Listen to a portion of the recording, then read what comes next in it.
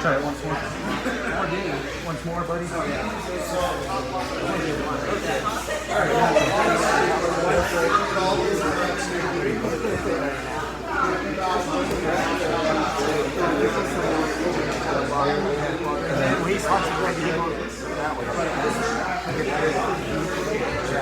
But it's just a secret. It's not like this. It's just stopping it. It's stopping it. It's fucking like this. For a second, I was like, okay.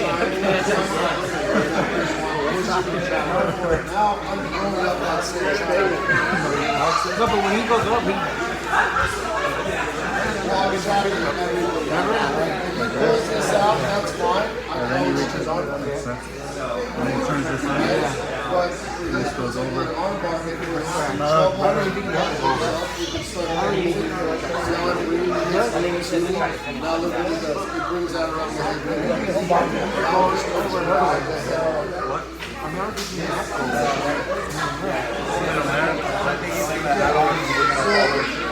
You're thinking of the future. Come on, get in.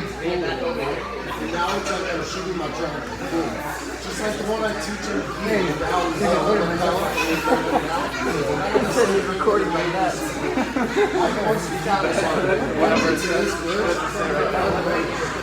Roar. Roar. Yeah.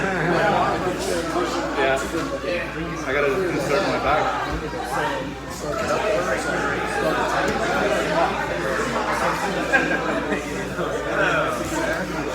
And here, it goes here.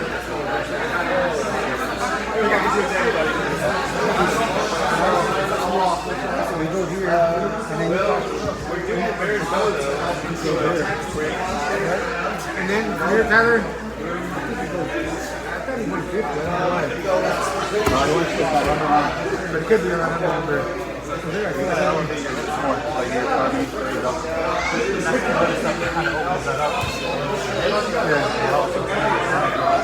So, how's that for you? I want to reach one of those, right? Kind of lift them up and look at that.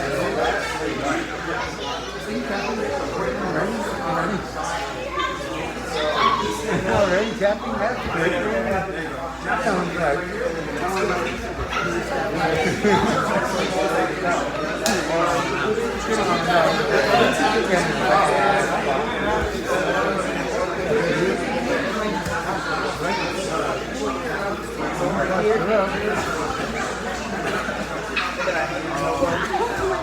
Can you get up to them?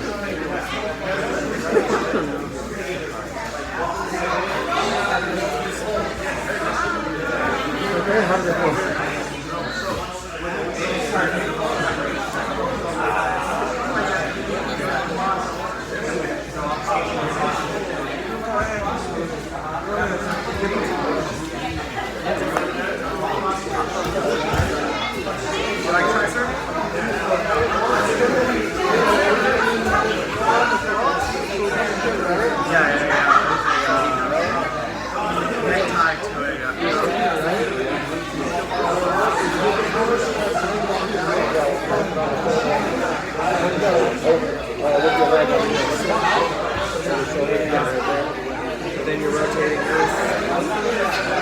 Bring out the angle. And then put the arms away. Just more nice.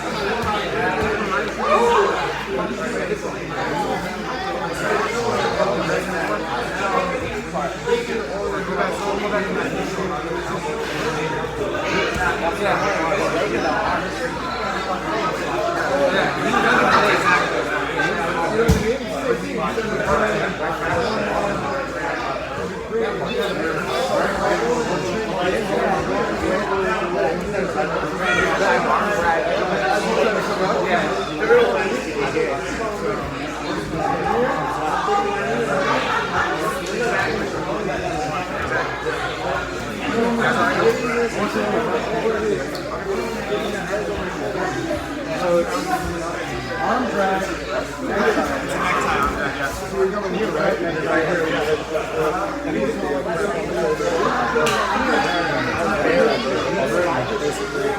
Then you rotate your knee, right here. I guess you rotate it, bring it straight. It's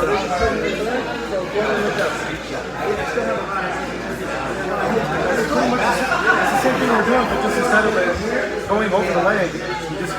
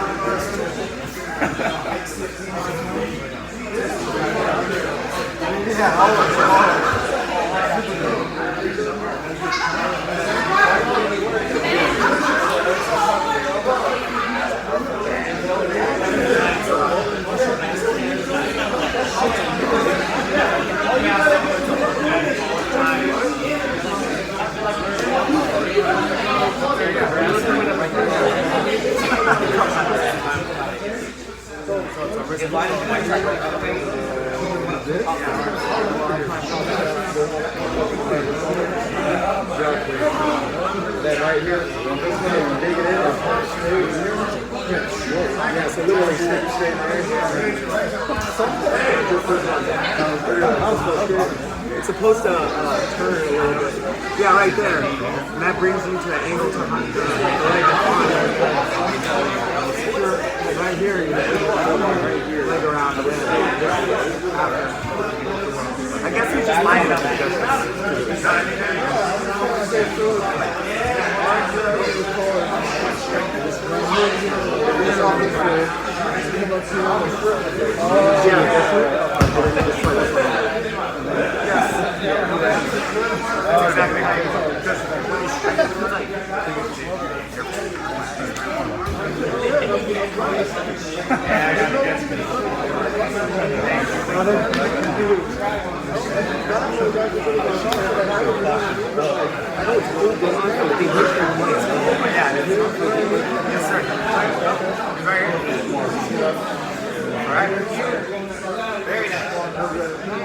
shoulder clap. Yeah, you did it right. You did it. Yeah, it's good. With that arm grab, everything looks great.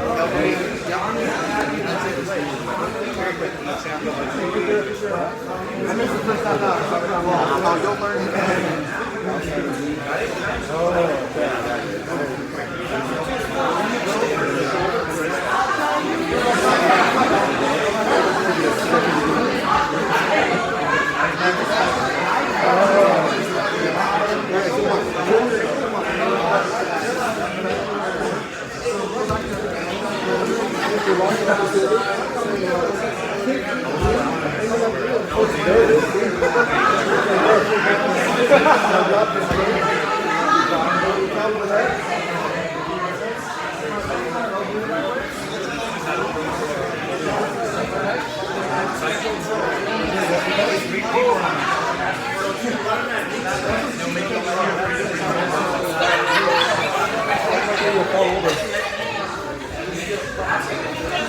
Kind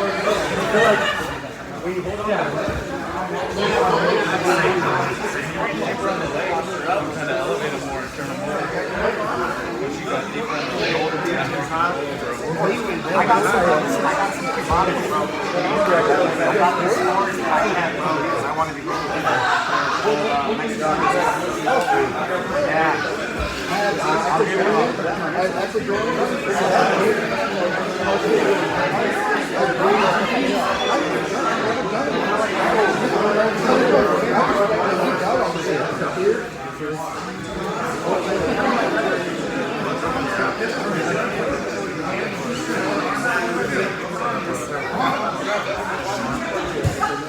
Yeah, man, I've tried before. No, I've never.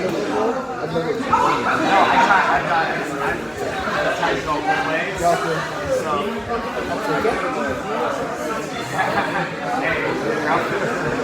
Here's my height.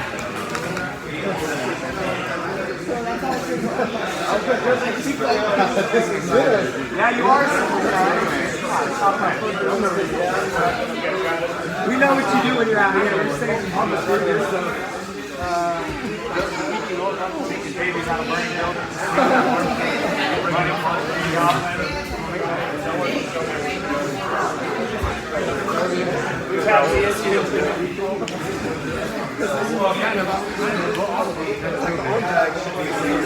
I would think if you want to pull, you know what I mean, pull and drag at the same time.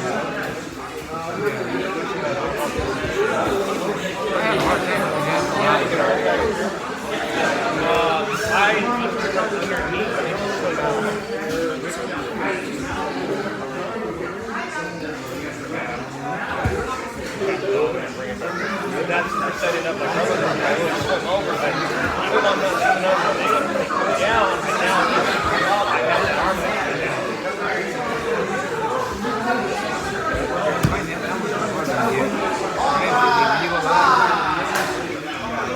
Let's bring it back. Speed type is a lot more difficult because there's like a lot of separate moving parts that you have to think about. But man, you guys are a really, really smart crew. Yeah. And I saw you guys were helping each other, so that's really awesome too. Where's he at? There you are. So now, we're gonna go. Come on, son! That's a new nickname now. Johnny Stud. Stud right here. So we have two different types of attacks, right? Controlled and speed attacks. For this next part of the drill, it's up to you on how you want to get to the arm lock position. Whether you would like to practice the first two I showed you, or you have any other ways of setting up the arm lock, whether it's like an arm drag, going to the back, climbing the body, you get to this position, now you're looking to go LOD. Any way you'd like to get to the arm lock position is up to you, okay? Cool. But I want us to end up in this position. I'm hugging the leg, and I'm hugging the arms elbow deep. And I have one leg over the head, and I have one leg over the back. This is kind of our workspace for the next part of the drill, this next sequence, okay? Because my opponent's a what? Stud.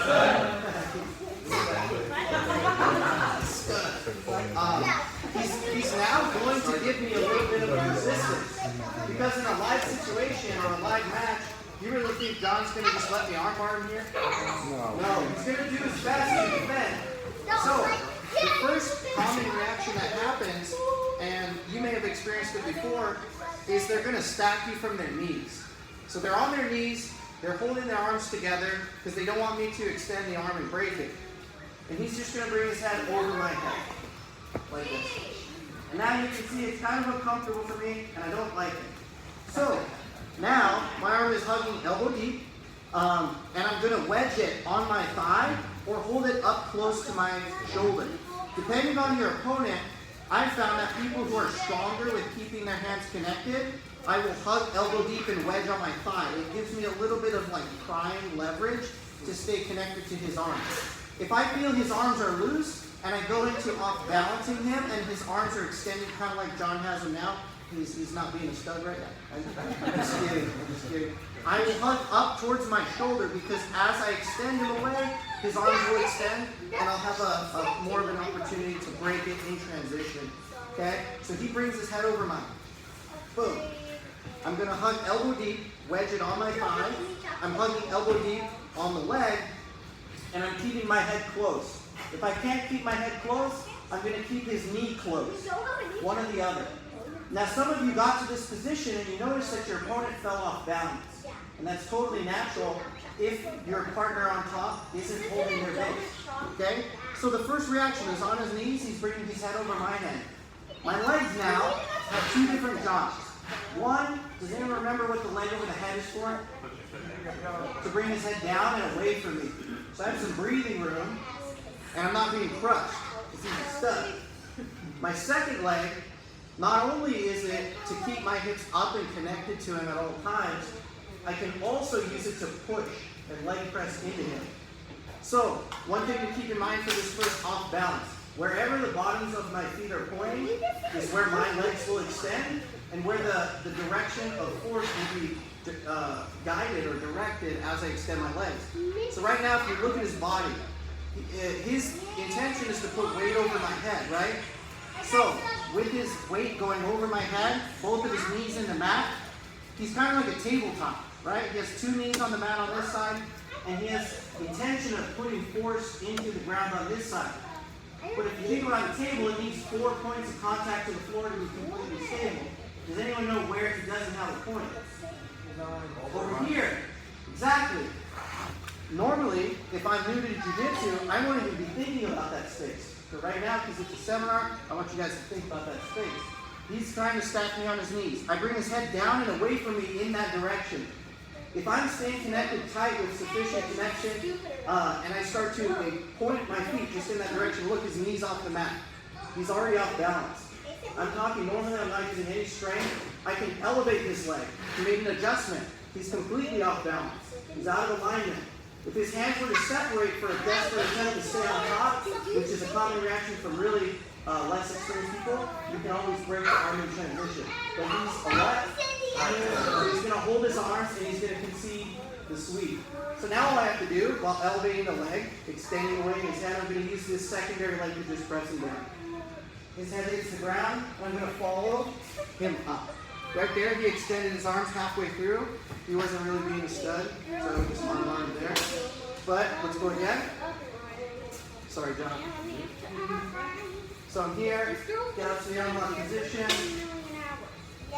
extending my leg to the shoulder pivot, boom, he goes to stack, head over my head. Okay? I'm going to keep his head down and away from me. I'm elevating his leg, and I'm extending my secondary leg. As I'm legging into my thigh, that's keeping my torso connected to his arm, so as he falls, I come up into the unlock position. Again, however you'd like to get to this arm lock position is up to you. He stabs me. Head over my head, he's on his knees. I keep his head down and away from me. I lift his leg and I extend my secondary leg, keeping connection with my arm wedging into my thigh, chest force to the elbow. Okay? Any questions? You want to see it again? Yeah. Over time? You have a question over here. Yeah. When you're saying you're using your thigh to pry or hold on to Personally, I like to go to my pockets, my hip. There's a little like crook in there on my hip that I feel like if I put the back of my, like the blade of my hand on it, and I extend it, you can see the space between my arm as I extend it. It's kind of rotating and extending. It's closing that space, keeping a nice tight wedge on his arm. And that's separate from anything I'm doing with the rest of my body because it's right on like the axis of my hip. So here, boom, bring it across, in the arm lock position, bring it down, extend away, and extend it my hip. Sound good? Let's do it. Let's do it.